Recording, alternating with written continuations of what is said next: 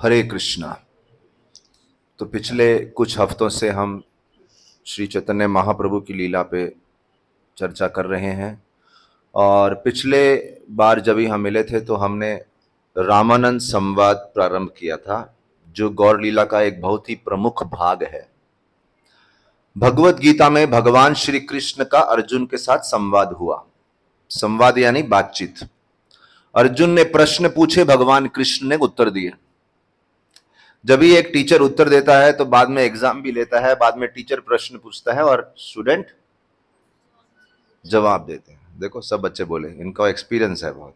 अरे वाह, आप धोती कुर्ता पहन के आए, क्या बात, क्या स्पेशल आज लास्ट डे बोल रहा है, आज लास्ट डे है। ताली बजाइए उनके लिए, कितना ऑनेस्टली बोल दिया, आज लास्ट डे है। Good, I like it, proud of you. So and thank you for coming all of you. Hare Krishna. तो भगवान कृष्ण ने अर्जुन को उत्तर दिया। फिर भगवान कृष्ण बोले चलो अर्जुन का एग्जाम लेते हैं। तो जब एग्जाम लेने की बात आई तो गौर लीला शुरू हो गई। चैतन्य महाप्रभु आ गए, भगवान कृष्ण ही हैं, और अर्जुन आ गए रामानंद राय के रूप में। तो रामानंद राय अर्जुन हैं और चैतन्य महाप्रभु कृष्ण हैं। और जब चैतन्य महाप्रभु एक सन्यासी के रूप में रामानंद राय से मिल रहे हैं, जो कि एक बड़े गवर्नर हैं, तो उस समय जो बातचीत हो रही है उसमें चैतन्य महाप्रभु रामानंद राय के समक्ष प्रश्न रखते हैं। और जरूरी नहीं हमेशा प्रश्न पूछने वाला व्यक्ति छोटा होता है। चैतन्य महाप्रभु एक तो सन्यासी हैं, तो बड़े हैं। रामानंद राय तो सन्यासी नहीं हैं, वो गृहस्थ आश्रम, वो तो भौतिक समाज में रहने वाले व्यक्ति हैं, और ये सन्यासी हैं। लेकिन सन्यासी प्रश्न पूछ रहे हैं क्योंकि बोल रहे हैं कि कृष्ण कथा सुनने से बड़ा कोई आनंद नहीं है। इसीलिए चैतन्य महाप्रभु रामानंद राय से सुनना चाहते हैं कि अभी आप बोलिए, मैंने सुना लिया, अभी आप सुनाइए।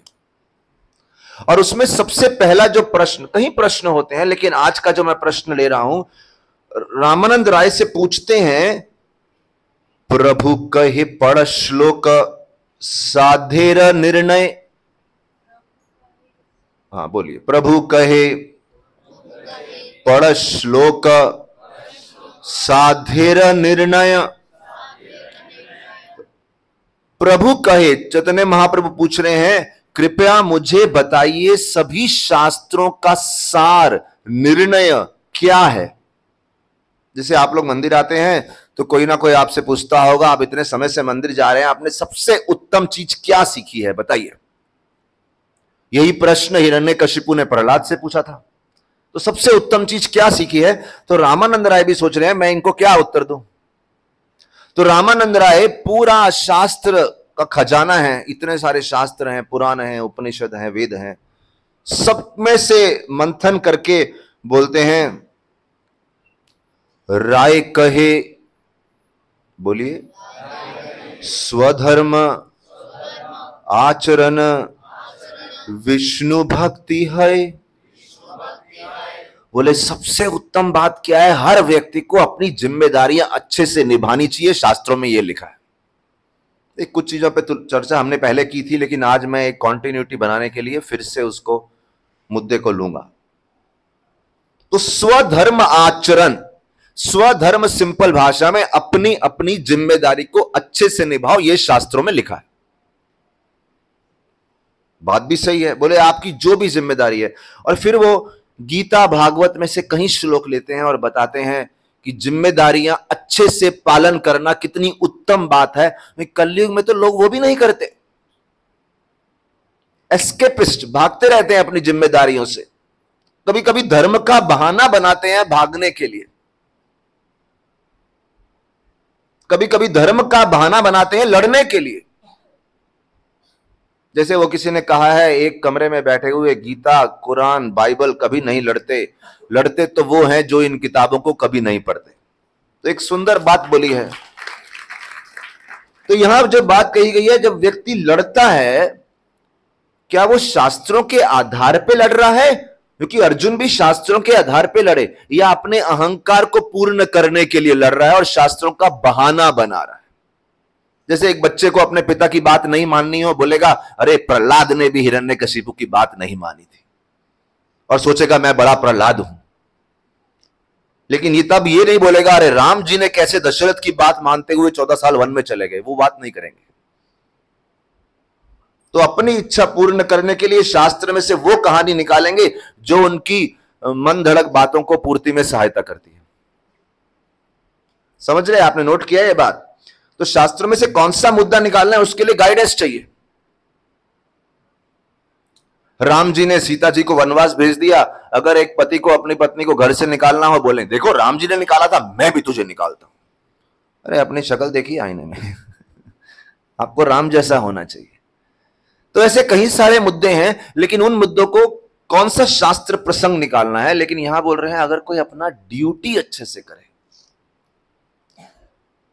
एक और सुंदर श्लोक है, मेरे पीछे बोलिए। वर्णाश्रम आचारवता पुरुषेण परः पुमान् विष्णुर आराध्यते पंथा नान्य तत्तोष कारणम।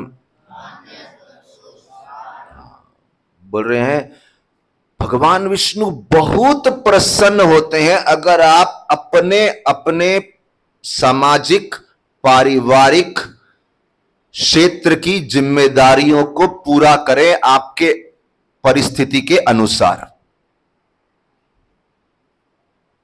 जैसे एक सिंपल सी बात है, एक गृहस्थ का ड्यूटी है अतिथि सेवा अच्छे से करना। तो उसमें उदाहरण आता है भगवान कृष्ण की लीला में बहुलाश्व और श्रुतदेव। बहुलाश्व एक बहुत बड़े राजा थे, भगवान कृष्ण उनके घर सभी अतिथियों के साथ गए, खूब सेवा करी बहुलाश्व राजा ने। और वहीं भगवान कृष्ण उसी नगरी में एक गरीब व्यक्ति श्रुतदेव के पास गए, उसने भी अपनी क्षमता अनुसार आसन दिया, जल दिया और मीठे शब्द बोले। तो गेस्ट की सेवा के प्रति अनेक अनेक प्रसंग आते हैं कि गेस्ट की सेवा में अपनी अपनी क्षमता के अनुसार कोई त्रुटि नहीं होनी चाहिए, कोई गलती नहीं होनी चाहिए। अगर कुछ नहीं दे सकते तो मीठे शब्द तो सुनाओ।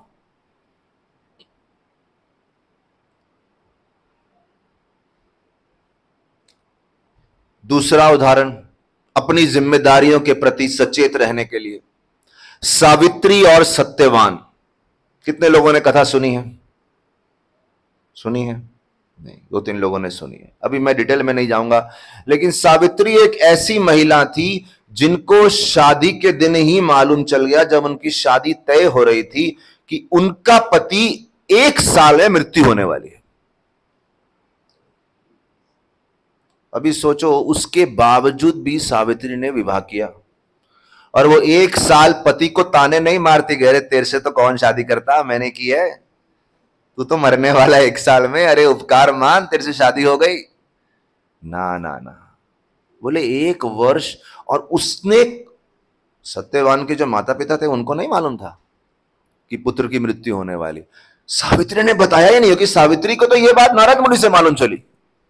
मानो आप शादी के पहले किसी ज्योतिष के पास जाते हैं, ज्योतिष बता देता है, तो आप 4 लोग को बताएंगे अरे इसके जीवन में ऐसा प्रॉब्लम होने वाला है, नहीं इससे कोई शादी मत करो।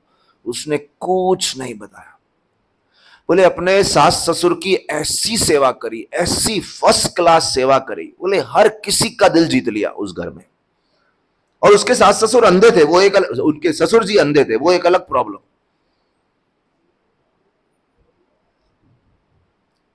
उधर सावित्री के चरित्र की इतनी महिमा होती है कि कैसे वो अपने ड्यूटीज के प्रति पूरी तरह से संलग्न थी। ये तो पारिवारिक बात हो गई, ये तो पत्नी का पति के प्रति हो गया। देखिए ये सब मैं आपको रामानंद राय के पहले प्रश्न के बारे में बता रहा हूं कि वर्णाश्रम के अपनी जो ड्यूटीज हैं, जिम्मेदारी है, वो पूरी करो। ये शास्त्रों की बहुत बड़ी बात है। रामानंद राय खोज के निकालते हैं, बोले इतना तो करो भाई। तो ये पत्नी का पति के प्रति, यही पति का पत्नी के प्रति। देखो कर्दम ऋषि करके एक ऋषि हुए, खूब तपस्या किया, भगवान को देख लिया, भगवान सामने प्रकट हो गए। उनकी तपस्या में सबसे बड़ा सहयोग उनकी पत्नी का था, क्योंकि उनकी कर्दम ऋषि अपनी पत्नी की तरफ बिल्कुल ध्यान नहीं देते थे, क्योंकि वो तपस्या में लीन थे हर समय। और पत्नी उनकी हर जरूरत, उनकी जो भी देखरेख होगी, शारीरिक कुटिया जो भी संभालती थी, वो सब देखरेख किया। और वो पत्नी बहुत बड़ी राजकुमारी थी जब ये आई थी तो, लेकिन जंगल में रह के बिल्कुल शरीर सूख गया। कितने लोग को मालूम है कर्दम ऋषि की पत्नी का नाम? हाथ उठाइए। देवहूति। बहुत अच्छी सेवा करी। देखिए, कर्दम ऋषि की इतनी अच्छी सेवा करी, एक समय आया जब ही कर्दम ऋषि ने आंखें खोली और उनका ध्यान गया, अरे मैं इतनी तपस्या कर रहा हूं कि इस महिला ने सेवा की है। तब उन्होंने सोचा मेरी कुछ जिम्मेदारी इस महिला के प्रति भी बनती है। तो उस समय उन्होंने देवहूति को लेक्चर नहीं झाड़ा, अरे तू तो माया है, स्त्री मतलब माया का रूप। उन्होंने बोला तेरी क्या इच्छा है? देवहूति बोली मुझे संतान चाहिए। अभी कर्दम ऋषि ने बोला संतान तो बाद में, पहले आपकी सारी इच्छाएं पूर्ण करते हैं। बड़ा आकाश में उड़ने वाला महल बना दिया। बोले देवहूति को उस महल में पूरी दुनिया की सैर कराई, दिल खोल के उनकी सारी इच्छा पूर्ण करी। उसके बाद देवहूति की संतान की इच्छा थी तो उनको 9 पुत्रियां और 1 पुत्र की प्राप्ति हुई। और जब देवहूति की सारी इच्छाएं पूर्ण हो गई, उनका परिवार बस गया, उनका महल था, बड़े ऐशो आराम से रह रही थी। फिर कर्दम ऋषि ने देखा अभी मेरी पत्नी के प्रति सारी ड्यूटीज पूरी हो गई हैं, अब मैं पूर्ण रूप से भक्ति में ध्यान लगा सकता हूं। तो फिर से उन्होंने संन्यास ले लिया। कभी कभी कोई व्यक्ति संन्यास के प्रति चलो विरक्ति आ जाती है कि जिम्मेदारी के प्रति कोई उनको सुधबुद्धि नहीं है। जैसे हमारे अमोघ लीला प्रभु एक क्लास में बोल रहे थे, मैं सुन रहा था उनका एक रिकॉर्डिंग, और वो बता रहे थे कि कैसे उनके मंदिर में कोई तो व्यक्ति आते हैं, किसी मंदिर है, पता नहीं कौन से मंदिर की बात कर रहे थे, और एक दिन सुबह सुबह मंगल आरती में आ गए तो उन्होंने पूछा अरे आप मंगल आरती में, आपकी पत्नी बीमार पड़ी है, आप मंगल आरती में क्या कर रहे हैं? बोले ये घर गृहस्थी सब माया है, भगवान संभाल लेंगे। तो उन्होंने बोला अच्छा वो माया है जो आप पिछले कई सालों से मंदिर आ रहे हैं कि 3 टाइम आपकी पत्नी खाना बना के खाना खिलाती है आपको, उस समय नहीं सोचा माया है क्या? तो बोले हाँ बात तो सही है। बोले अभी वो बीमार है, आप घर पे जाइए, उनकी सेवा कीजिए, उनकी देखरेख कीजिए, कोई है नहीं घर पे, इतनी बीमार है वो और आप यहां मंगल आरती में घूम रहे हैं। सही बात है, कितने लोग एग्री होते हैं, सहमत हैं, है ना? अभी किसी का बच्चा बीमार है, वो बोले नहीं नहीं मेरा 16 माला बाकी है, बच्चा बीमार रहने दो उसको, जिम्मेदारी है पूरा करो उसको। ये तो हो गए पारिवारिक जिम्मेदारियां। अभी देखिए एक राजा की, एक लीडर की जिम्मेदारी क्या है। यहां परीक्षित महाराज की बात आती है। परीक्षित महाराज एक ऐसे लीडर थे, उनके बारे में बताया गया है, कई लीडर्स हैं, कईयों का नाम आया है। बोले परीक्षित महाराज ने जब देखा कली का मूर्तिमान स्वरूप, कलयुग का मूर्तिमान स्वरूप एक गाय और बैल पे अत्याचार कर रहा है, परीक्षित महाराज बोलते हैं जाके न जातु कौरवेंद्रानाम दोरदंड परिरंभिते। बोले आज तक हमारे परिवार में, कुल में ऐसा नहीं हुआ कि जब हम या हमारे पूर्वज राज किए हैं तो एक रॉयल नेग्लिजेंस, एक राजा की लापरवाही से किसी मासूम व्यक्ति की आंखों में आंसू आए हो, ऐसा इतिहास में नहीं हुआ। ये क्या लीडरशिप था, क्या नेतृत्व था उस समय का, क्या जिम्मेदारी थी। ऐसी जिम्मेदारी है बोले इतिहास में कभी नहीं हुआ किसी आंखों में आंसू आए हो क्योंकि एक राजा गैर जिम्मेदार हुआ। और बोले मेरी उपस्थिति में आपकी आंखों में आंसू आ रहे हैं, कौन है ये व्यक्ति, अत्याचार कर रहा है, अभी इसको मार डालता हूं। बहुत सचेत थे, ऐसा नहीं राजा बन गए तो अपने महल में बैठे हैं, ऐशो आराम में बैठे हैं, घूम रहे हैं, जिम्मेदारी निभा रहे हैं। और परीक्षित महाराज भक्त हैं, भगवान कृष्ण के बहुत बड़े भक्त हैं। उनका तो नाम इसलिए रखा गया है परीक्षित, क्योंकि वो हर समय कृष्ण का ही ध्यान करते रहते हैं,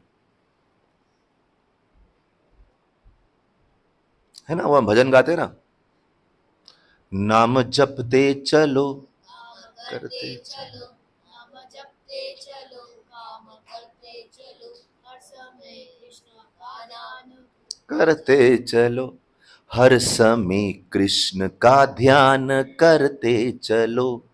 आगे क्या है विशाल? याद आएगी उनको कभी ना कभी। याद आएगी उनको कभी ना कभी। Next line. कृष्ण दर्शन तो देंगे कभी ना। Very good. कृष्ण दर्शन तो देंगे कभी ना कभी।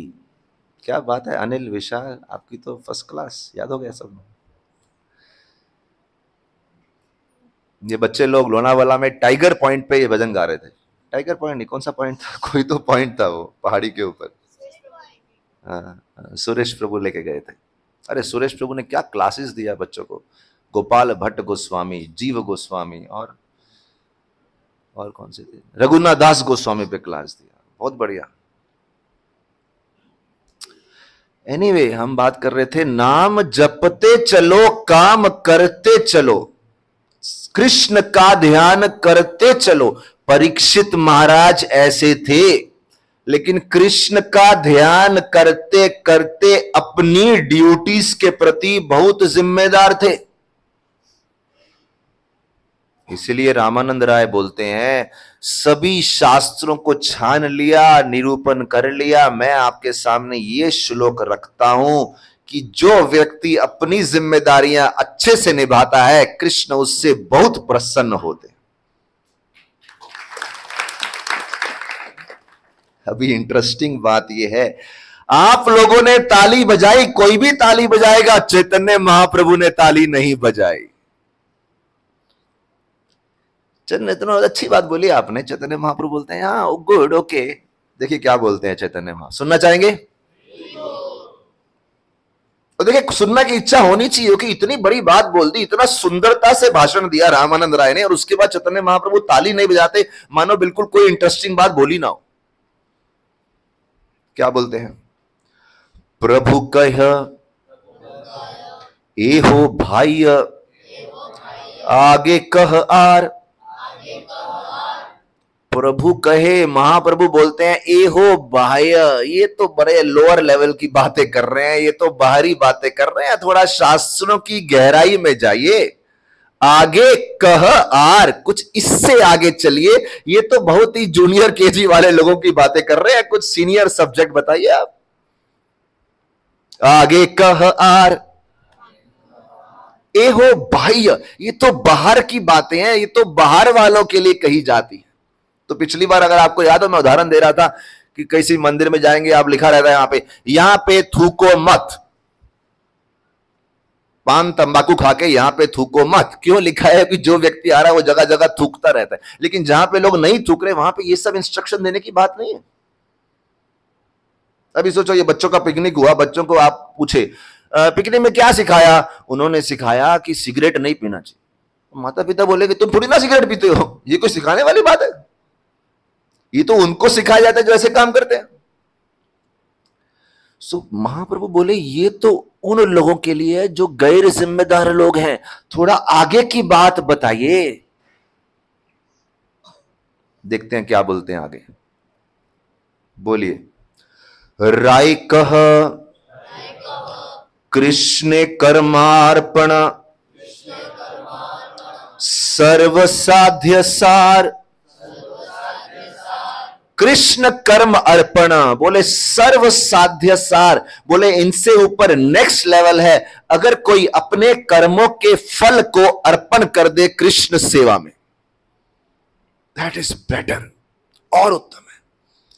क्योंकि पहले तो क्या, केवल अपने कर्म कर रहा है, लेकिन कर्मों के फल को अर्पण कर रहा है।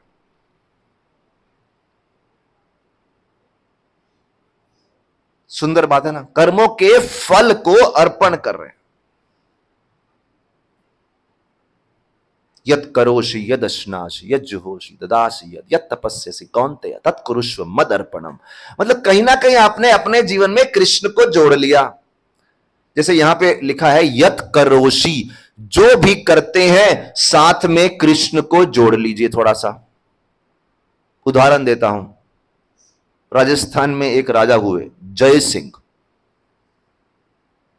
बहुत बड़े कृष्ण भक्त थे, लेकिन बहुत बड़े क्षत्रिय भी थे। अपना कार्य करते थे, लेकिन प्रतिदिन अपनी सुबह की जो साधना भक्ति थी वो बड़े अच्छे से करते थे।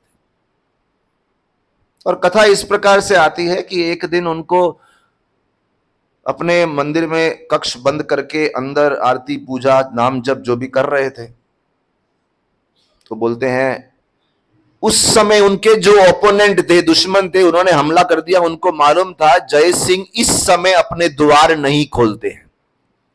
कितनी सुंदर बात है सीखने वाली। हम जब जप करते हैं तो अपना मोबाइल खोल के रखते हैं, द्वार खुले हैं, आओ हमसे बात करो। जय सिंह जिस समय ध्यान लगाते थे अपने दरवाजे बंद कर देते थे। दुश्मन ने सोचा इसका फायदा लेना चाहिए, दुश्मन ने उसी समय आक्रमण किया। कमांडर आया, उसने खटखटाया, अरे अरे दुश्मन ने आक्रमण किया, कुछ करिए, बाहर निकलिए। उसने खोला, क्या हुआ, क्यों डिस्टर्ब कर रहे हो? बोले दुश्मन आया। बोले रुको, अभी मेरी साधना खत्म नहीं हुआ है, बाद में आऊंगा। सारे आर्मी वाले घबरा गए। बोले आप सोचिए, हम लोग के तो जीवन में कभी कभी इमरजेंसी नहीं होता, फिर भी हम कितनी घटिया तरीके से अपना जप करते हैं। हमारे राधेश्याम प्रभु जी एक लेक्चर में बोल रहे थे, बोले जप करते हुए आपके चेहरे में ऐसा इंटेंसिटी होना चाहिए कि जो सामने बैठा है वो आपको डिस्टर्ब करने से पहले 10 बार सोचे मैं डिस्टर्ब करूं कि नहीं करूं, उसको डर लगना चाहिए। बोले हम लोग अपनी आंखें पूरा खोल के ऐसे बैठते हैं, सबको इन्विटेशन देके आओ हमसे बात करो। 4 जगह अपनी मुंडी हिलाते रहते हैं, कोई है बात करने वाला, हरे कृष्ण कृष्ण, आइए आप बात करेंगे, हरे कृष्ण। बोले आप, आपका फेस में ऐसा इन्विटेशन है तो 4 लोग बात करते हैं आपके चेहरे में ऐसा तीव्रता, ऐसे हाव भाव होने चाहिए कि 4 लोग आने से पहले सोचे कि इससे बात करें कि नहीं करें। इतनी तीव्रता से, इतने अच्छे से कृष्ण से बातचीत कर रहा है। सहमत है कि नहीं आप लोग? हाथ ऊपर कीजिए अगर सहमत है तो। ऐसा हाव भाव, मेरे को बहुत ही अच्छा लगा वो पॉइंट। 2 दिन पहले ही मैंने वो कथा सुनी। बोल रहे थे ऐसा सुनो, ऐसा नाम जप करो कि डिस्टर्ब करने वाला भी 10 बार सोचे।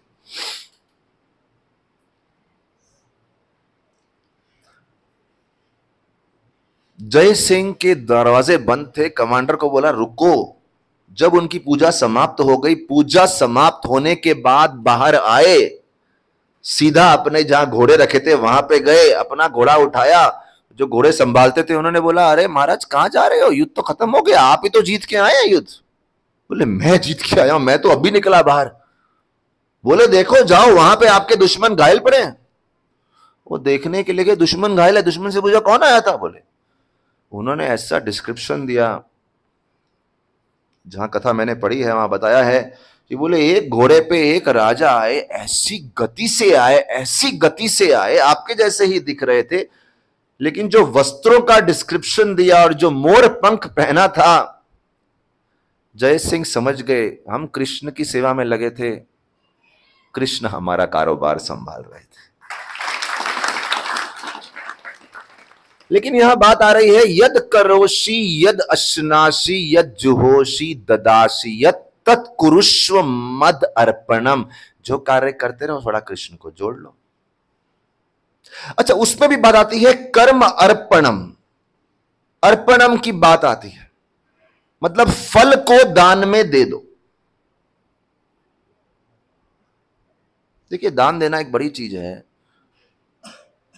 मैं कुछ लोगों से बात कर रहा था, बोले शादियां होती है, लोग इतना खर्चा करते हैं, इतना खर्चा करते हैं, ऐसा पैसा उड़ाते हैं, पैसे की व्यर्थ बर्बादी, करोड़ों रुपया शादियों में चले जाते हैं।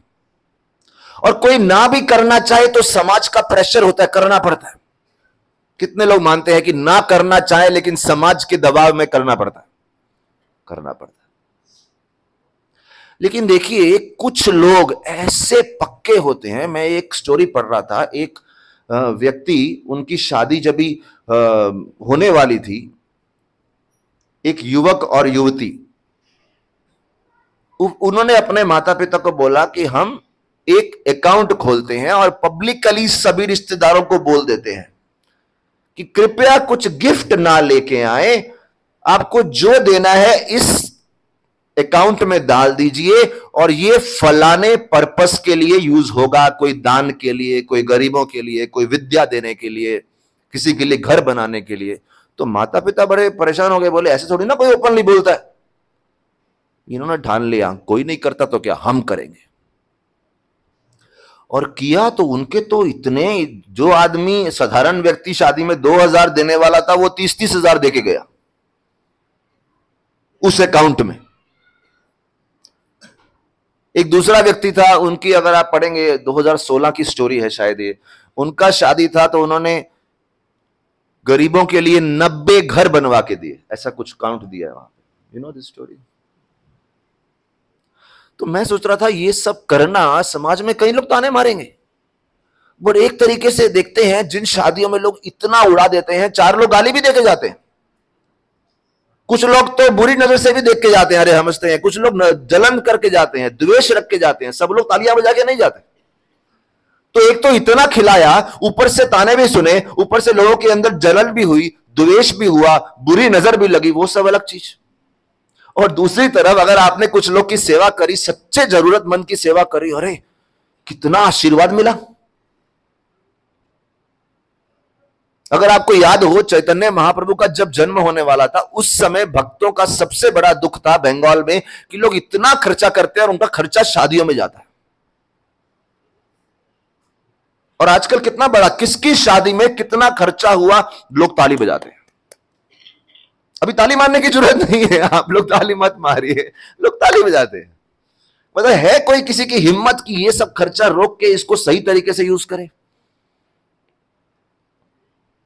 आपके समाज में एक व्यक्ति की शादी हुई, तो हमारे मंदिर में एक भक्त है, अभी शादी रिसेंटली पिछले साल हुई, एक मंदिर में भक्त हैं, वो उनसे 10 गुना 20 गुना ज्यादा अमीर रहेंगे। और उन्होंने, मैं लगभग बता रहा हूं, उन्होंने शादी में उनसे 10% भी खर्चा नहीं किया।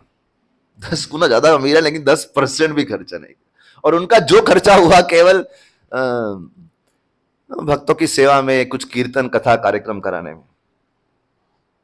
तो यहां पे कुछ आप लोगों के किसी में दोष निकालने की बात नहीं हो रही कि समाज के प्रेशर में इतना कुछ चलता है, लेकिन बात ये हो रही है कि इतना बड़ा स्टेप लेना कि हमारे कर्मों का फल किसी अच्छे काम में समर्पण हो, सिर्फ शो बिजनेस में ना लगे, कितना बड़ा स्टेप है। और वो भी एक स्तर आगे जाके कृष्ण की सेवा में लग जाए। ठीक है, हम कर्म से आ सकते हैं, हमें धन कमाना है, खूब कमाना है, अपना घर भी बनाना है, बंगला भी बनाना है, महल भी बनाओ, लेकिन कुछ पोर्शन सेवा में लग जाए। चैतन्य महाप्रभु बोलते हैं वेरी गुड, रामानंद राय बोलते हैं ये शास्त्रों का सार है कि सिर्फ भोग मत करते रहो, सेवा में भी कुछ लगाओ। कृष्ण कर्म अर्पणे, बोलिए, फिर से बोलिए। पहला स्टेप क्या था? स्वधर्म आचरण, अपनी जिम्मेदारियां अच्छे से करो। महाप्रभु बोले वेरी गुड, लोअर केजी के लोग के लिए अच्छा है, इससे ऊपर बताओ। वो बोले इससे ऊपर है कृष्ण कर्म अर्पणे, अपने कर्मों के फल को सेवा में लगा दो। ठीक है, कर्मों से आ सकते हो, अपने लिए भी अच्छा प्रॉपर्टी बनाओ, अच्छा घर बनाओ, लेकिन कुछ सेवा में भी लगाओ। यद करोषि यद जुहोषि यद अश्नासि यद ददासि तत्कुरुष्व मद अर्पण। इंटरेस्टिंग है? आनंद आ रहा है? आ रहा है? नहीं आ रहा? बोलो जोर से हरि बोल। अद्वैत समझ में आ रहा है? ये भविष्य है आपका। परसों अद्वैत का जन्मदिन है, उनके जन्मदिन पे वो घर पे गौर निताई जी की स्थापना कर रहे हैं। इससे बड़ा गिफ्ट क्या होगा बच्चे के बर्थडे के लिए? अनिल, नेक्स्ट स्टेप सुनना चाहेंगे? नेक्स्ट स्टेप क्या है? तो अभी देखिए, ताली बजाने से ना इतना दान दे दिया, इतने घर बना दिए, इतना सब कर दिया, इतना अच्छा बात किया कि ऐसे दान दो, ये करो, सेवा करो, वो करो। महाप्रभु ताली बजाए क्या? सुनते हैं, मेरे पीछे बोलिए। Jayanti, you have read this conversation? Interesting no? आगे सुनिए। प्रभु कहे ए हो भाई, आगे कह आर, राय कहे ना रुको, पहले तो प्रभु कहे, चैतन्य महाप्रभु बोलते हैं हाँ ठीक है, लेकिन ये लोअर केजी से सीनियर केजी में आ गए, लेकिन अभी भी केजी में ही है, थोड़ा और उत्तम बोलो। अभी सोचे किसी ने अपनी सारी संपत्ति दे दी, सब दान दे दिया, सब कुछ समर्पण कर दिया, बोले still you are in senior KG, थोड़ा आगे बोलो, आगे कह आर, और बोलिए। रामानंद बोले क्या बात है, मतलब ऐसा ऑडियंस भी नहीं मिलता जो आगे सुनना चाहे। कभी कभी हम केवल महाप्रभु कृष्ण कीर्तन की कथा करते हैं तो लोग बोलते हैं अरे प्रभु कुछ पारिवारिक बातें बताइए, क्योंकि ऐसा ऑडियंस होना चाहिए ना जिसको रुचि है उससे ऊपर सुनने की। महाप्रभु बोले हाँ, बोले this is interesting, look at this. Ray कहे स्वधर्म त्याग असाध्य सार। आप लोग को समझ में आ रहा है कुछ? ठीक है, कोशिश करो। तीसरा बोलते हैं स्वधर्म त्याग। रामानंद राय बोलते ठीक है, आपको ये पहली दो बातें पसंद नहीं आई, एक हायर लेवल पे ले जाओ, स्वधर्म त्याग। पहला क्या था मुकेश? पहला क्या था? स्वधर्म आचरण। दूसरा क्या था? कृष्ण कर्म अर्पणम। अभी तीसरा है स्वधर्म त्याग, अपनी ड्यूटीज को छोड़ देना। और ये लेवल पहले लेवल से ऊंचा है। अद्भुत बात है ना, पहला लेवल था अपना जिम्मेदारी पूरा करना, और तीसरा बोल रहे हैं जिम्मेदारी छोड़ देना। इंटरेस्टिंग ना? इसके उदाहरण सुनना चाहेंगे? Anil Prabhu, how you are finding this interesting? अपनी जिम्मेदारी छोड़ देना। सोचो आप चार्टेड अकाउंटेंसी बंद करके बैठ जाए, आपके पिताजी बैठे हैं यहां पे, कैसा लगेगा आपको? हाँ? बोले ये इससे ऊंचा है। Would you like to hear, Arjun, examples of this? अरे यार, ये पालकी बड़ी अच्छी बनाई है, क्या बात है। वो बोलते हैं भागवत में एक सुंदर श्लोक दिया है, आज्ञा एवं गुणान दोषान मयादिष्टान अपि स्वकान धर्मान संत्यज्य यह सर्वान माम भजेत सतु सत्तमा। बोले जब व्यक्ति इस जगत की सारी जिम्मेदारियां पूरी कर लेता है, हर जिम्मेदारी के आनंद को चख लेता है, और हर जिम्मेदारी के दोष या कष्ट को भी चख लेता है, और फिर बोलता है मैंने जिंदगी में सब चख लिया, मुझे कोई इच्छा नहीं रही, तब वो व्यक्ति ये तीसरे लेवल पे आता है, स्वधर्म त्याग, पूरी तरह से रिटायरमेंट ले सकता है। ये रिटायरमेंट के बारे में बात किया सिंपल भाषा में। बोले जब व्यक्ति युवा होता है ना, उसको ये भी करना है, वो भी करना है, वो भी, अरे मेरी शादी नहीं हुई, शादी करना है, अरे मेरी संतान नहीं है, संतान चाहिए, अरे मैंने बिजनेस बड़ा नहीं किया, बिजनेस करना है, अरे मेरा बंगला इतना बड़ा नहीं, बंगला करना है, अरे मुझे ये गाड़ी चाहिए, अरे मुझे वो चाहिए, अरे मुझे समाज में नाम बनाना है। सब कर ले बाबा, कर ले, सब इच्छा पूरी कर ले। जब अंत में बोलेगा सब देख लिया। और देखिए, सब इच्छाएं पूर्ण करने में कुछ गलती नहीं है, क्योंकि जब तक सब कुछ चखेगा नहीं, उसके मन में विरक्ति नहीं आएगी। उसको लगेगा अरे ये नहीं किया, ये ट्राई नहीं किया, ये ट्राई नहीं किया, ये ट्राई नहीं किया, जा ट्राई कर लेना। बहुत ही कम लोग होते हैं जिनको युवा अवस्था में विरक्ति आ जाती है, बोले किसी में कोई रस नहीं है, क्योंकि उन्होंने पिछले जन्म में सब चख लिया है, जन्मों जन्मों में सब चख लिया है, तो अभी कुछ चखने के लिए रह ही नहीं गया। वो 5 साल की उम्र में बोलते हैं बस हरि बोल हरि बोल हरि बोल, और दुनिया वाले बोलते हैं इसको क्या हो गया। वो दुनिया वालों को बोलो जो अब कर रहे हो ये पिछले जन्म में करा है सब, इसे कोई इंटरेस्ट नहीं है। जिसको आप मूर्ख मान रहे हैं, डल मान रहे हैं, मंद बुद्धि मान रहे हैं, वो मंद बुद्धि नहीं है। जो आप अब कर रहे हैं वो कई जन्मों में कराया है। स्वधर्म त्याग। एक राजा हुए दक्ष महाराज। दक्ष महाराज के 10,000 पुत्र हुए। नारद मुनि ने 10,000 पुत्रों को एक लेक्चर दिया, केवल 10 मिनट का, 5 मिनट का, केवल एक श्लोक सुनाया। एक्चुअली एक ही श्लोक सुनाया केवल।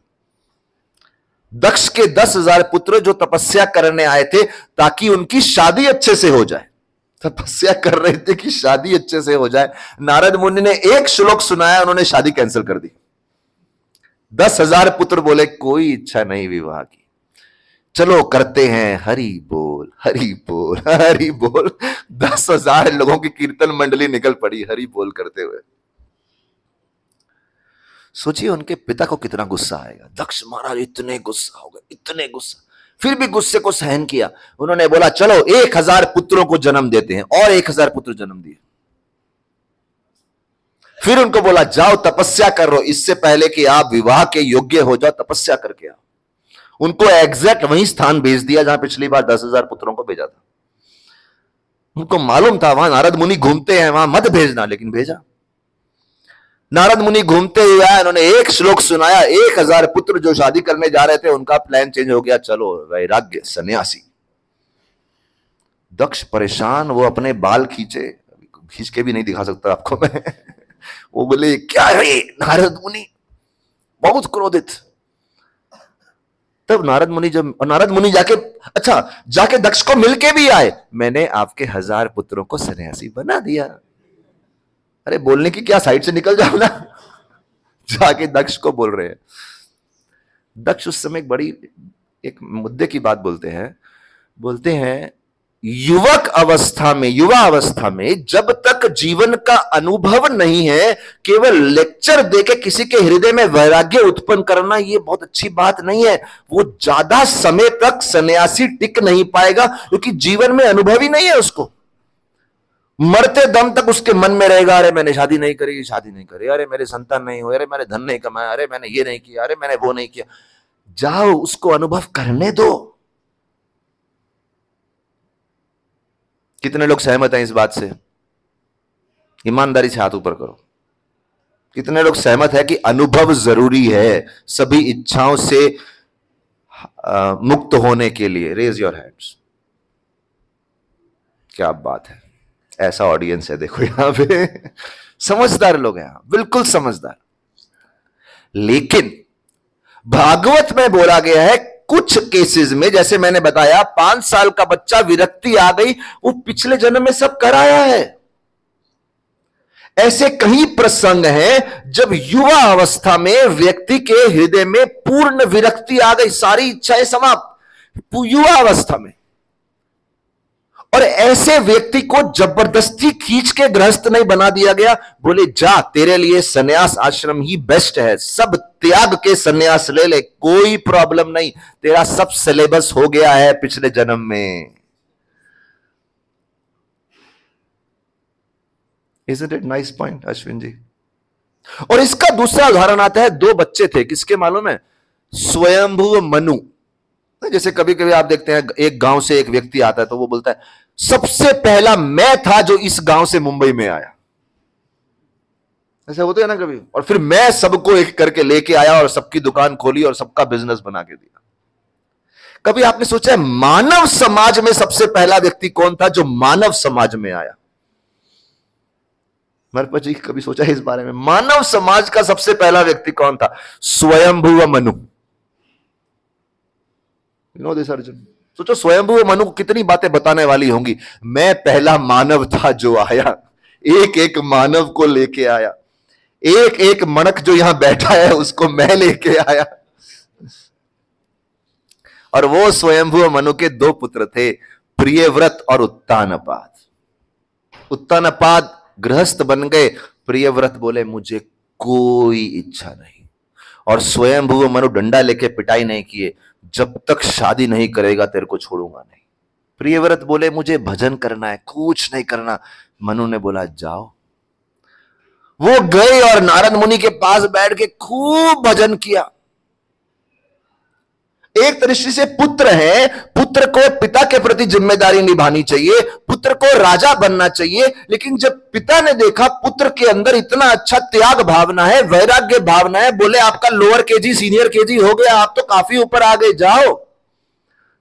पिता अपने आप स्वयं पुत्र के लिए ताली मारने लगे,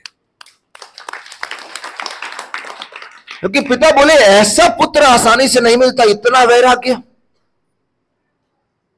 इसलिए प्रभुपाद जी बोलते थे, प्रभुपाद जी गए कई परिवारों में, किसी के 4 पुत्र थे, 3 पुत्र थे, बोले भगवान ने आपको 3 पुत्र दिए, 4 पुत्र दिए, एक मुझे दे दो। दो का विवाह करा दो, एक दे दो, उसका प्रचार करते हैं हम, उसको लेके जाके सेवा में लगाते हैं, कृष्ण प्रचार होगा। राय कहे स्वधर्म त्याग, यहां बोलते हैं राय कहे स्वधर्म त्याग। ऐसाध्य सार, ये सार है शास्त्रों का। अंत में आपको लोअर केजी में नहीं रहना, सीनियर केजी में नहीं रहना, थोड़ा उसके ऊपर। नेक्स्ट स्टैंडर्ड कौन सा है अश्विन जी? आज तो बच्चों से पूछना चाहिए। नील माधव बताओ कौन सा है नेक्स्ट स्टैंडर्ड? फर्स्ट। बोले फर्स्ट में तो आओ, फर्स्ट क्लास में आओ, फर्स्ट क्लास से पास हो जाओ। वो है स्वधर्म त्याग। जिसने सब इच्छाएं कर ली, सबके गुण भी देख लिए, दोष भी देख लिए, सब अनुभव कर लिया। हाँ, एक और एग्जांपल दे रहा था मैं। ऋषभ देव राजा हुए, उनके 100 पुत्र हुए। 100 पुत्र में से 10 बने राजा। 9 पुत्र बोले हमें कोई इच्छा नहीं, हमें बस वैरागी बनना है। ऋषभ तो बोले वेरी गुड। ऋषभ देव 100 पुत्रों को पकड़ के नहीं बैठे, नहीं नहीं सब राजा जैसे मैंने किया वैसे ही करो। बोले पिता बोले मैं तो अभी भी आसक्त हूं, मैं तो गृहस्थी में बहुत आसक्त हूं, आप लोग जाओ, आप लोग वैरागी जीवन जियो। वो 9 लोग भ्रमण किए। पिता ये नहीं बोल रहे थे बेटा जीवन में कुछ एम्बिशन होना चाहिए। What is the Hindi of ambition? महत्वाकांक्षा होना चाहिए। अरे सबसे बड़ी महत्वाकांक्षा तो यह है भगवान कृष्ण की खोज करो।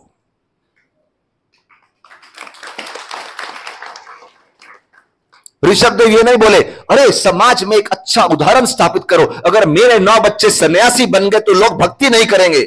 ऋषभ देव ने बोला लोग करे या ना करे पहले अपना जीवन संभालो। कभी कभी लोग बोलते हैं ना नहीं लोगों को दिखाने के लिए, अरे लोगों को छोड़ो, पहले तुम्हारे मन में अगर प्रेरणा आ रही है तो ऐसी प्रेरणा बड़ी दुर्लभ है, करो ऐसा।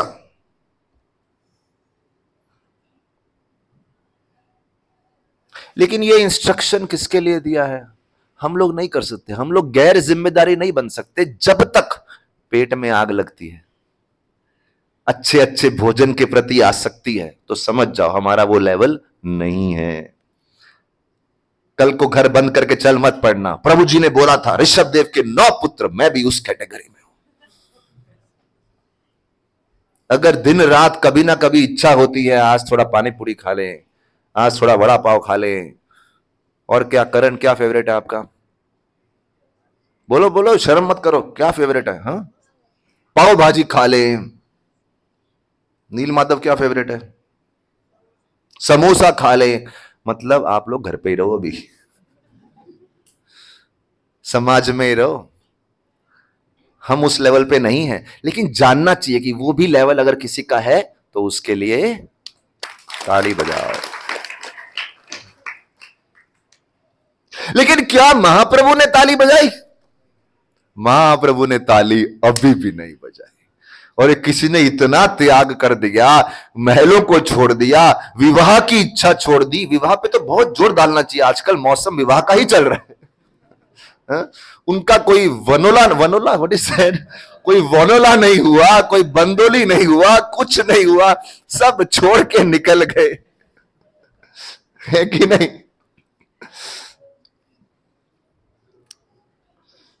विशाल तुम्हारा वनोला कभी है? अनिल रेडी है वनोला के लिए? उनको वनोला नहीं, उनको वनीला आइसक्रीम चाहिए।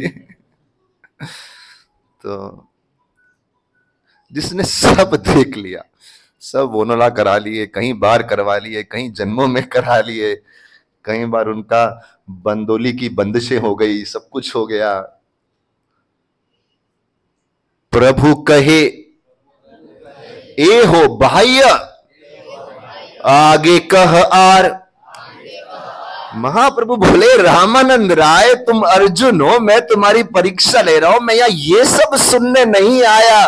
We are not at that level of audience, हम उस ऑडियंस के लेवल पे नहीं है, हम वैसे श्रोता नहीं है, थोड़ा आगे लेके जाओ। राय कहे ज्ञान मिश्र भक्ति साध्य सार। भक्ति साध्य सार। पारस ये सुनो, बहुत बढ़िया है। भक्ति साध्य सार, ब्रह्मभूत प्रसन्नात्मा न शोचति न कांक्षति समः सर्वेषु भूतेषु मद भक्तिम लभते परा। बहुत सुंदर श्लोक है। बोलते हैं एक्चुअली अध्यात्म में वो व्यक्ति फर्स्ट से सेकंड स्टैंडर्ड में आता है जिसके अंदर ये गुण होते हैं। रामानंद राय बोले इसके बारे में सुनो, शायद ये आपको पसंद आएगा। ये लेवल सेकंड स्टैंडर्ड क्या है? ब्रह्मभूत प्रसन्नात्मा। बोले वो व्यक्ति जो अपने जीवन में बिल्कुल शांत स्वभाव का है, उससे कोई क्रोध नहीं आता। कभी कभी लोगों को बड़ा अच्छा लगता है, बोले क्या व्यक्ति है, कभी गुस्सा ही नहीं आता इसको, कितना भी उकसा लो चेहरे पे मुस्कान रहती है। कभी कभी कुछ लोग किसी साधु की महिमा करते हैं, बोले ये साधु कितने श्रेष्ठ हैं, कभी गुस्सा नहीं आता, मुस्कुराते रहते हैं। मेरे पीछे बोलिए, ब्रह्मभूत प्रसन्नात्मा न शोचति न कांक्षति समः सर्वेषु भूतेषु मद भक्तिम लभते पराम। है कि नहीं? अच्छा लगेगा ना? कोई व्यक्ति बिल्कुल क्रोध से मुक्त, प्रसन्न आत्मा, प्रसन्न है आत्मा। ये बच्चे बैठे हैं, एक बच्चे का रूम ले लिया पिकनिक में, उससे बच्चा बड़ा गुस्सा हो गया, मेरा रूम ले लिया, नाराज हो गया, हमारा रूम ले लिया, गुस्सा आता है। बोले मुझे अपने दोस्तों के साथ रहना है। सभी बच्चे थे, मुझे अपने दोस्तों के साथ रहना है, मुझे अपने दोस्तों के साथ रहना है, मुझे अपने ग्रुप में रहना है। थोड़ा उल्टा सीधा किया तो नाराजगी हो गई। व्यक्ति का किसी का सब कुछ छीन जाए फिर भी नाराजगी नहीं, बहुत ऊंचा लेवल है। रामानंद राय बोले ये लेवल जो है ये शास्त्रों का सार है। अपना ड्यूटीज करो, नहीं करो, त्याग करो। कुछ लोग त्यागी बनने के बाद भी इतने गुस्से में रहते हैं, कुछ लोग दान देने के बाद भी घमंड में रहते हैं। यहां बोल रहे हैं न शोचति न कांक्षति, कोई शोक नहीं है हृदय में। वास्तविक रूप में वे व्यक्ति कौन है? अशोक। अशोक जी, अशोक, कोई शोक ही नहीं है जीवन में। लोगों को दुख रहता है, बहुत दुख रहता है, किसी के घर में मृत्यु हो जाए दुख रहता है। आज सुबह ही हमें हमारी माता जी का फोन आया, वो बता रहे थे हमारे परिवार में कोई तो एक मेरी रिश्ते में बुआ जैसी थी, उनका देहांत हो गया। शोक होता है। न शोचति न कांक्षति, कांक्षति मतलब इच्छा होना, शोक नहीं होना, कांक्षति इच्छा नहीं होना। बोले अगर कोई इस लेवल को प्राप्त कर ले, समझ ले कि वो सीढ़ी चढ़ रहा है, उसकी प्रगति हो रही है। रामानंद राय बड़े उत्साह से बोलते हैं, शायद ये पसंद आएगा। उदाहरण सुनना चाहेंगे? देखिए, न शोचति न कांक्षति। वसुदेव की पत्नी देवकी, उनको कंस मारने लगे थे, उनके केश पकड़ के तलवार चलाने लगे थे। वसुदेव को उस समय देवकी को बचाने के लिए कंस को भागवतम क्लास देना था, शास्त्र सुनाने थे कि देख अपनी बहन को मारना अच्छा नहीं है, वो भी उसकी शादी के दिन। तो उसके लिए वसुदेव को अपना दिमाग बहुत शांत रखना था, क्योंकि जब आप शांत दिमाग से ना हो तो आप सही प्रस्ताव सामने नहीं रख सकते। अगर आपका मन बहुत परेशान है, गुस्से में है, तो सही बात कैसे बोल पाएंगे आप? कंस भी देखते हैं कि वसुदेव की पत्नी की गर्दन मेरे हाथ में है, लेकिन वसुदेव कितने शांत मन के व्यक्ति हैं और इतने शांत मन से देवकी के प्राण बचाने के लिए मुझसे बातचीत कर रहे हैं। सही पता ना, संकट के समय मन को शांत रखना।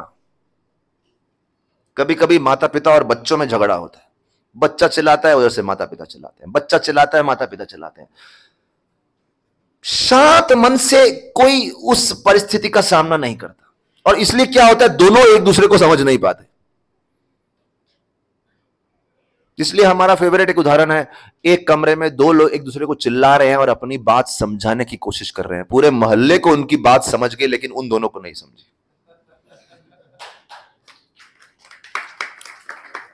और वो भी चिल्ला के, ऐसा भी नहीं धीरे से बोल रहे हैं।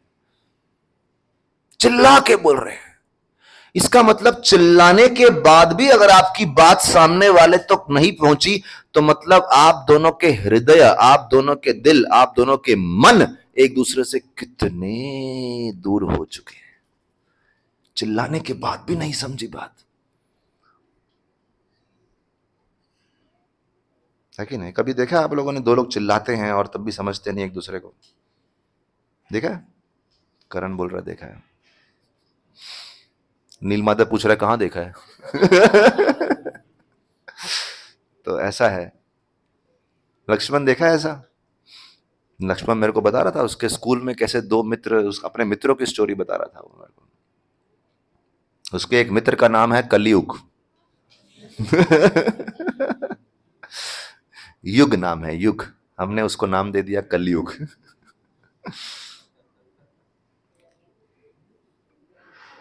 This is interesting no. क्या बोलता है डूंगरमल? मुश्किल है ना मन को शांत रखना। इतनी कठिन परिस्थिति में देवकी के मृत्यु होने वाली है, वसुदेव ने मन को शांत रखा और कंस को भी शांत किया। रामानंद बोल रहा है, बोलते हैं शास्त्र अगर पढ़ रहे हो, मंदिर जा रहे हो, ट्रेनिंग ले रहे हो, इस लेवल को प्राप्त करने की कोशिश करो। आपके सामने कितना ही क्रोधित व्यक्ति हो, कितना ही विचलित व्यक्ति हो, खुद के मन को शांत रखो।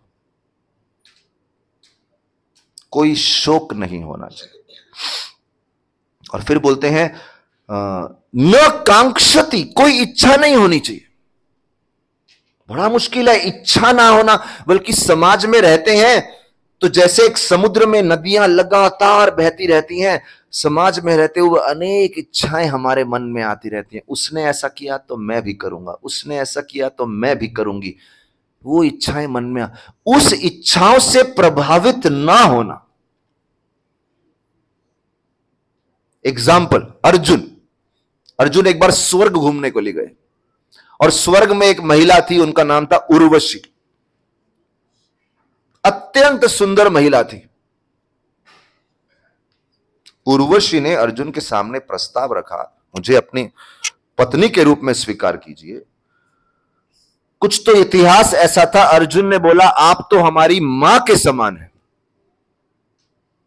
उर्वशी ने बोला आज तक मेरे प्रस्ताव को किसी ने नकारा नहीं और आप सीधा मुझे मां का दर्जा दे रहे हैं। न कांक्षति, हाथ जोड़ लिया, बोले you are like my mother.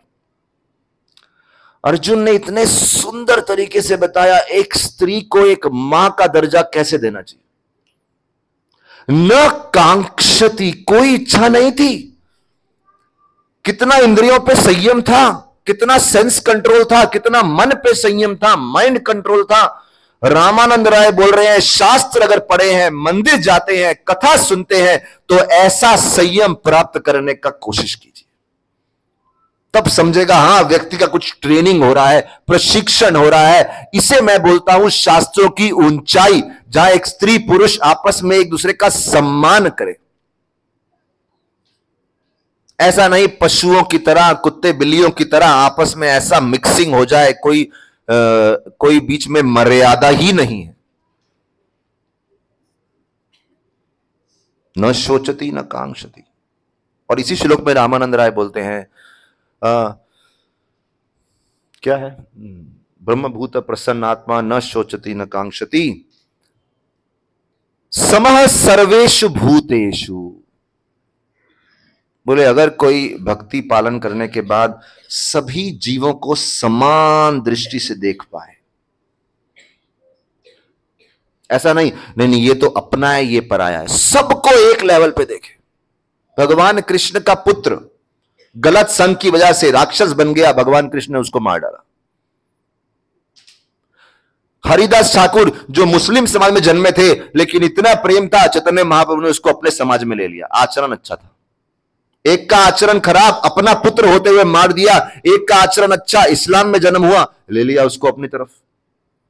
समः सर्वेषु भूतेषु, ये नहीं देखते ये अपना है पराया है, बहुत ऊंचा लेवल है। शिबी महाराज एक बड़े राजा थे, उनके सामने एक कौन से पंछी आए, क्या बोलते हैं उनको, चील आ गया, ईगल, और एक कबूतर आ गया। You know this story? सुना है? एक चील आ गया, एक कबूतर आ गया। वो चील बोला मैं कबूतर को खा जाऊंगा। कबूतर आ गया, बोले मेरी रक्षा करो। शिवी महाराज बोले चील को, अरे तुम कबूतर को नहीं मार सकते, कबूतर मेरे आश्रय में आया है, मुझे बोल रहा है प्रोटेक्ट करो। शिवी ने बोला ठीक है, मैं अपना मांस काटता हूं, जितना कबूतर का वजन है उतना तुम्हें देता हूं। वो अपना मांस काटते गए, काटते गए, काटते गए, काटते गए। एक तरफ कबूतर को रखा, एक तरफ मांस काट रहे हैं। मांस काटते जा रहे हैं, काटते जा रहे हैं, काटते जा रहे हैं, कबूतर के वजन का हो ही नहीं रहा मांस। तो शिवी महाराज बोले ये क्या चक्कर है।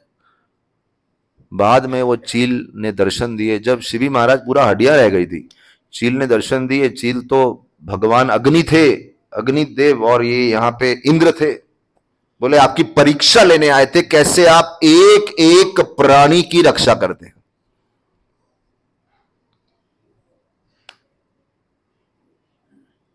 तो ये भी बड़ी उत्तम बात है ना, आपके क्षेत्र में आप सबकी रक्षा करते हैं। हम हमेशा एक स्टोरी बताए हैं, आप में से कुछ लोग को मालूम है, हमारे मंदिर में एक बिल्ली थी यहाँ पे। तो हमारे गुरु महाराज ने एक दिन देखा, वो बिल्ली बहुत तड़प रही थी, बहुत तड़प रही थी। अभी कितने लोग देखते हैं बिल्ली घूम रही है, कोई परवाह करता है? ठीक है, मंदिर आओ, प्रसाद खा के चले जाओ, अपने को मिल रहा है ना प्रसाद। और वो बिल्ली कहां बैठी थी मालूम है? वो गोविंदास के छत पे बैठी थी। और हम गुरु पूजा में सब कीर्तन कर रहे थे। हमारे गुरु महाराज बुलाए, बोले मेरे को बुलाए, बोले कि आप ये बिल्ली का इलाज करवाओ। इसको हो गया कुछ 15-1 साल हो गया, 20 साल पता नहीं। तो मैं मन में सोच रहा था, मैं तो इंसानों का डॉक्टर हूं, बिल्ली का डॉक्टर नहीं हूं मैं। बिल्ली का इलाज करवाओ। और बिल्ली को पकड़े कैसे? महाराज जी बोले इसको पकड़ के अस्पताल लेके जाओ। मैं जिंदगी में बिल्ली नहीं पकड़ी कभी। बोले बिल्ली पकड़ो, अस्पताल लेके जाओ। लेकिन महाराज जी का आदेश है तो करना है। तो ये बिल्ली पकड़े, कौन पकड़ेगा बिल्ली? तो मैं बिल्ली के पीछे भागा, बिल्ली आगे भाग गई, मैं और पीछे, वो और भाग गई, क्योंकि बिल्ली को जख्म हुआ था बड़ा भयानक, वो डर रही थी किसी इंसान के हाथ से। फिर वो गोविंदास के उधर एक पाइप थी, वो पाइप के अंदर जाके बैठ गई, इतनी लंबी पाइप, उसके बीच में जाके बैठ गई। तो मैं डॉक्टर को बुलाया, बिल्ली के डॉक्टर को। इधर वालकेश्वर में बड़ा एक क्लिनिक है, कभी आप जाएंगे तो वहां बिल्लियां ही बिल्लियां दिखेंगी आपको, जगह जगह से बिल्ली आई है इलाज करवाने के लिए। एक बिल्लियों का आईसीयू है, एक बिल्लियों का वार्ड है। अब जाके देखिए, जयंती प्रभु कभी देख के आओ जाके, बहुत प्रेम से सेवा करते हैं। वो बिल्लियों को तो बिल्ली को, प्रकाश जी मालूम है ना आपको स्टोरी, वो बिल्ली को पकड़े कैसे? फिर हमारे पीतांबर प्रभु है, मैं उनको बुलाया, आप थोड़ा सहायता करो, ये कैसे पकड़ोगे बिल्ली को? मैं, मुझे नहीं मालूम। फिर वो भी बैठ गए मेरे साथ। और वो लंबी पाइप है, पता कितनी लंबी, वहां से यहां इतनी लंबी पाइप होगी, और हम उसके अंदर झांक के देख रहे हैं। वो बिल्ली बीच में बैठी है। अभी सोचिए, बिल्ली यहां बैठी है, पाइप है उधर, हम कैसे डालें हाथ उधर अंदर? फिर वो बिल्ली के डॉक्टर आए, बोले इसको कुछ खाने को दो।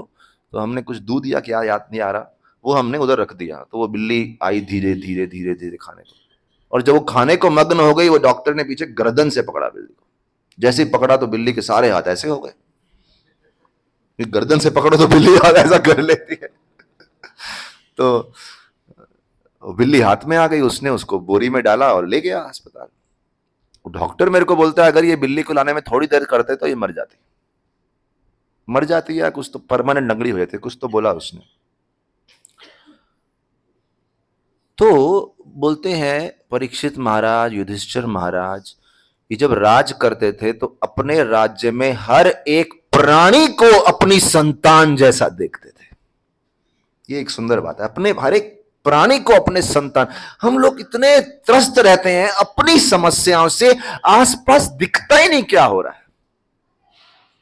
जैसे एक व्यक्ति बता रहे थे, बोले हम तेज भाग रहे हैं अपने लक्ष्य को प्राप्त करने के लिए, लेकिन अपने आसपास के कहीं सुंदर नजारों को देखना मिस कर जाते हैं। जिंदगी में इतना तेज मत भागो, बहुत कुछ मीठे मीठे मुद्दे, आप सुंदर सुंदर मुद्दे मिस कर जाएंगे। तो मैं सोच रहा था, एक लीडर जो हजारों को लीड कर रहा है, उसके पास समय है एक बिल्ली की तरफ देखने का। तो बिल्ली का इलाज करके आए तो वो बिल्ली ऐसा कूदी, वो कुछ दिन रही थी अस्पताल में, फिर जब आई तो ऐसा कूदी, ऐसा आनंद में थी, और पहले चल भी नहीं पा रही थी। तो समः सर्वेषु भूतेषु, कोई अगर इस लेवल को प्राप्त कर ले, बड़ा ऊंचा लेवल है, कोई अंदर शोक नहीं है, कोई इच्छा नहीं है, सभी जीवों के प्रति प्रेम है। मद भक्तिम लभते पराम। रामानंद राय बोलते हैं यह है शास्त्रों का सार। क्या चैतन्य महाप्रभु ने ताली बजाई? चैतन्य महाप्रभु बोलते हैं अभी भी आप बेसिक प्राइमरी स्कूल में ही हो, थोड़ा ऊपर आओ। इससे भी ऊंची ऊंची बातें आपको यहां सिखानी है। महाप्रभु इस तरह से इंगित कर रहे हैं। महाप्रभु क्या बोले, ये आखिरी श्लोक बताऊंगा आज का। एक्चुअली हमारे पास समय कम है, नहीं तो ये पूरा प्रसंग एक साथ लेना चाहिए 2 घंटे में, पूरा उसका कंटिन्यूटी रहता है। सुनेंगे महाप्रभु क्या बोले? महाप्रभु बोले प्रभु कहे ए हो भाई आगे कह आर। बोले ए हो भाई, ये भी प्राइमरी है। मैं ये सब सुनने नहीं आया। अब मैं आपसे पूछता हूं, हम सब में कितने लोग कभी ना कभी अपनी जिम्मेदारी के विमुख गैर जिम्मेदारी से काम किए हैं? बताइए। कभी ना कभी, है ना? अपनी जिम्मेदारी कभी ना कभी तोड़ी होगी। हम में से कितने लोग कभी ना कभी दान देने से चूके हैं, नहीं दिए हैं, कंजूसी कर गए हैं? हम में से कितने लोग हृदय में बहुत सारी इच्छाएं लेके चलते हैं, अर्जुन ने जैसे उर्वशी के साथ किया वैसा नहीं कर सकते? हाथ ऊपर कीजिए। हम में से कितने लोग शोक नाम है अशोक, लेकिन शोक लेके चलते हैं? बताओ, है कि नहीं महेंद्र? सही बात है ना? कितनी बार शोक हुआ है, दिल में दुख हुआ है, पीड़ा हुई है, रोए हैं, आंखों से आंसू आए हैं। बताओ कितने लोग रोए हैं जीवन में? हाथ ऊपर करिए। और कितने लोग अपने और पराये में भेदभाव किए हैं? कभी ना कभी। ये अपना बच्चा, ये पराया, ये अपना समाज है, ये पराया। कभी ना कभी भेदभाव किए हैं? हाथ ऊपर कीजिए। सब किए रहेंगे। कुछ लोग हाथ नहीं उठा रहे, शर्माते हैं, या फिर नाटक कर रहे हैं। सब किए रहेंगे। अपना तो बेसिक में ही राड़ा है, बेसिक में ही गड़बड़ है। लेकिन महाप्रभु बोल रहे हैं कम से कम भाई लोग सुन तो लो, भक्तों सुन तो लो। क्या सुन लो? राय कहे, प्रभु कहे ए हो भाई। ये तो बहुत ही छोटे लेवल के लोगों की बातें कर रहे हैं। कुछ उत्तम बात करो, उत्तम भक्ति के बारे में बताओ। तब बोलते हैं राय कहे ज्ञान शून्य भक्ति साध्य सार। राय कहे बोलते हैं ज्ञान शून्य भक्ति ही सभी शास्त्रों का सार है। ज्ञान शून्य, जिस भक्ति में ज्ञान का प्रभाव ना हो, वो सभी शास्त्रों का सार है। क्या बोल रहे थे आप?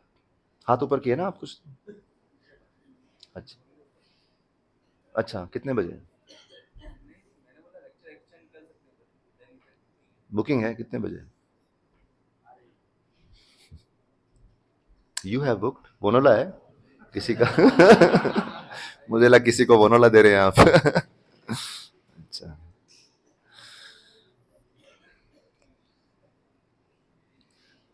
ज्ञान शून्य भक्ति। अभी ज्ञान शून्य भक्ति जैसे ही बोले राय कहे, महाप्रभु बोले अब आप लाइन पे आए। Now you are talking something important. अब आप मजे की बात कर रहे हैं।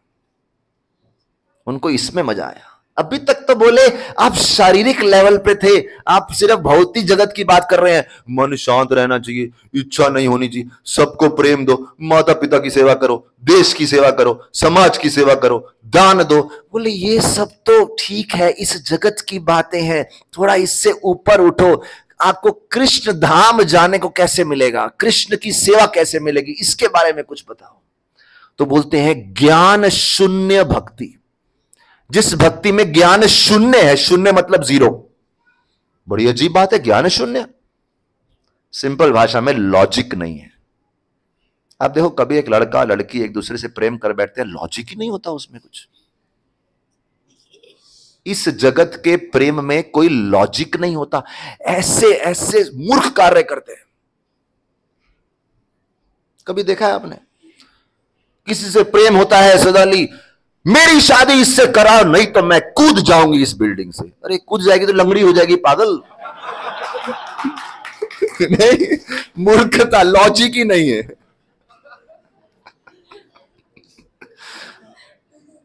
Stupid fellow.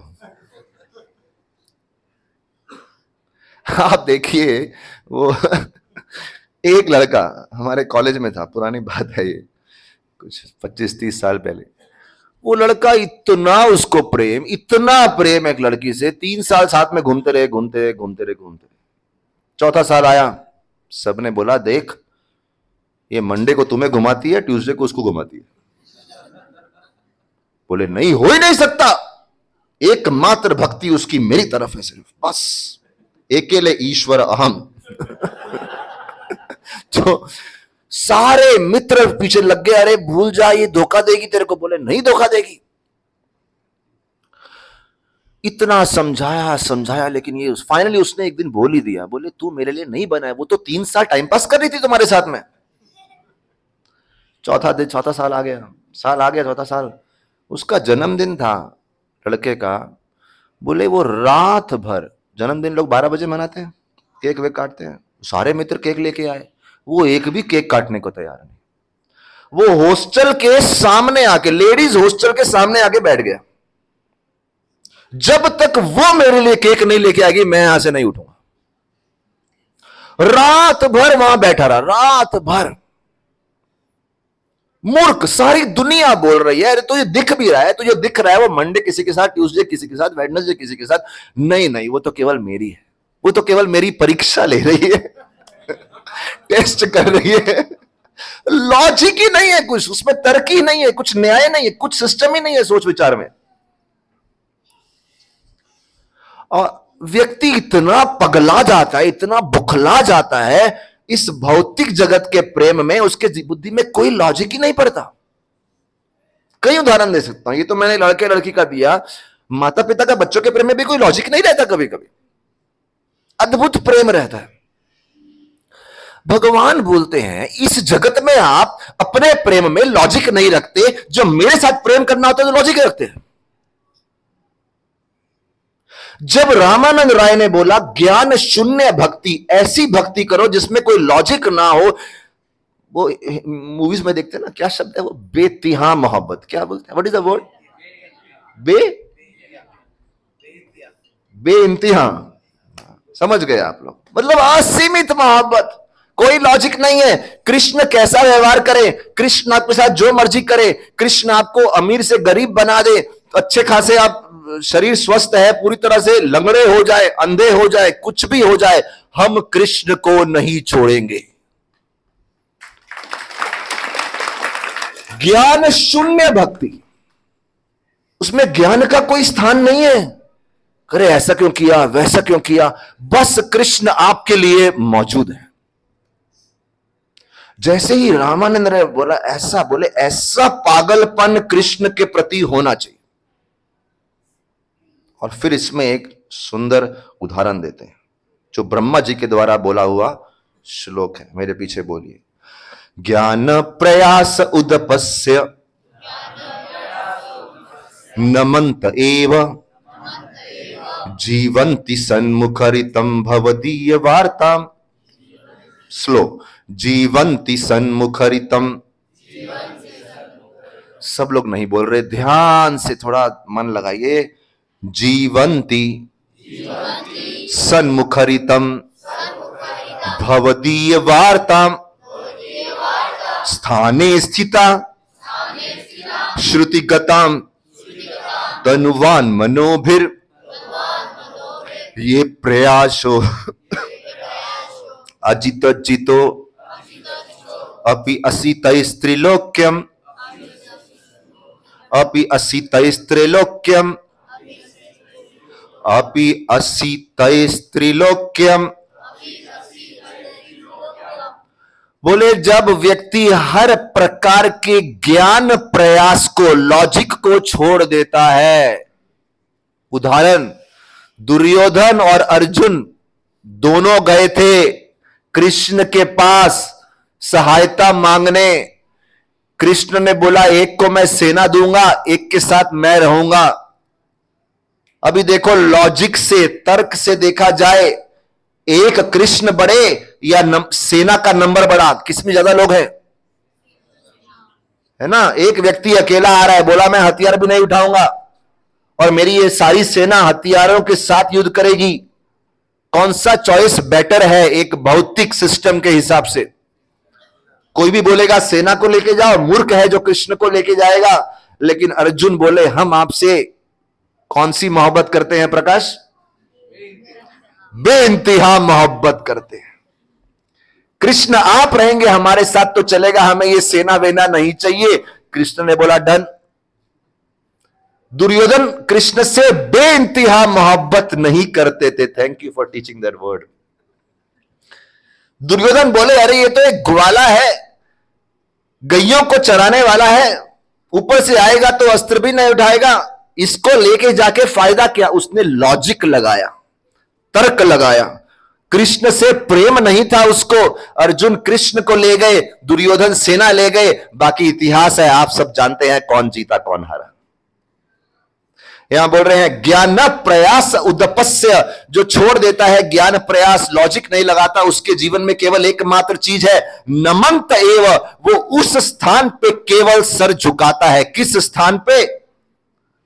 उसका सर झुकेगा। पकड़िए सब लोग अपने सर को इस प्रकार से। हां, हमारा सर झुकेगा। कहां झुकेगा? स्थाने स्थिता श्रुति गताम तनुवान मनोभिर, उसका सर, उसका शरीर, उसका मन, उसकी वाणी उस जगह पे झुकती है जहां केवल श्री कृष्ण के नाम, श्री कृष्ण की लीला, श्री कृष्ण के गुण, श्री कृष्ण के रूप के महिमा की चर्चा होती है।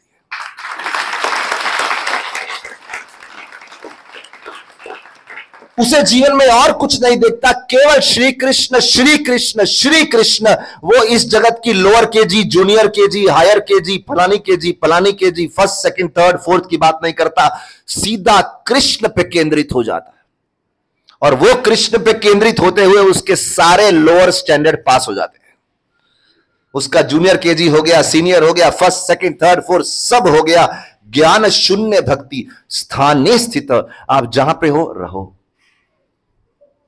अब पुरुष है, पुरुष, स्त्री है, स्त्री वरिष्ठ है, बच्चे हैं, जो परिस्थिति में है, बस कृष्ण कथा, कृष्ण के हरि नाम, कृष्ण की लीला, कृष्ण के रूप, कृष्ण की भक्ति को ऐड कर दो। अगर ये ऐड कर दिया, महाप्रभु बोलते हैं अब आजा बच्चे, अब आया लाइन पे, अब आया सही शास्त्रों के मार्ग पे।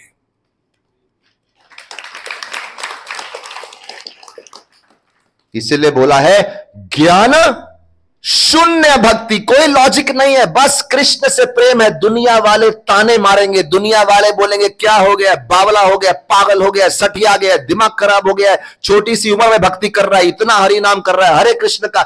दुनिया वालों की बातों को करो कान बंद और उनको बोलो गेट लॉस्ट। बोलने की जरूरत नहीं है, ये तो शास्त्र के माध्यम से बता रहा हूं। दुनिया वाले बोलते रहेंगे जो लोअर केजी, जूनियर केजी में है। यहां बोल रहे हैं ज्ञान शून्य बेइंतहा मोहब्बत है हमारे कृष्ण, हमारे राधा गोपीनाथ से। महाप्रभु इस समय ये नहीं बोले एहो भाई, बोले एहो है, एहो है, यही है। कितने लोग हैं जिनको राधा गोपीनाथ से, गौर निताई से बेइंतहा मोहब्बत है? हाथ ऊपर कीजिए। आपके पास कोई चारा भी नहीं है, राधा गोपीनाथ जी के चरणों में बैठे हैं, हाथ ऊपर नहीं किए तो भगवान बोलेंगे इसको उठा के भाई, एहो भाई, बाहर कर दो इसको। Isn't it interesting Mahendra Prabhu?